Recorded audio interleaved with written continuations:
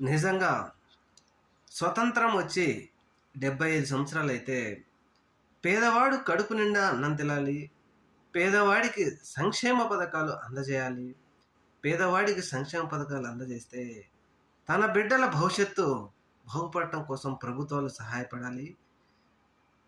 ఈ పేదవాడికి సంక్షేమ పథకాలు అందడం కోసం వారు ప్రభుత్వం చుట్టూ తిరగకుండా ఒక వ్యవస్థను ఏర్పాటు చేసి ఈ ప్రజల అభ్యున్నత కొరకు మనం సహాయపడాలి. వైఎస్ఆర్ కాంగ్రెస్ పెట్టింది పేదవారిని ఆదుకోవడం కోసమే అనే విధంగా జగన్మోహన్ రెడ్డి గారు ఆంధ్రప్రదేశ్ రాష్ట్రంలో 2019 నుంచి 2024 వరకు పనిచేస్తే నిజంగా ఇది ప్రజలు చేసిన పాపమా, లేకపోతే జగన్మోహన్ రెడ్డి గారు చేసిన పాపమా?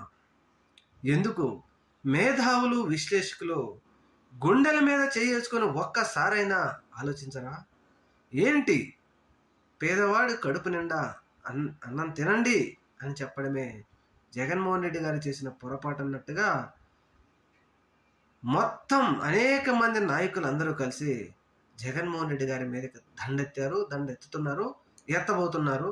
ఎంతమంది దండెత్తినా జగన్మోహన్ రెడ్డి గారిని చేయగలిగింది ఏమీ చేయలేరు.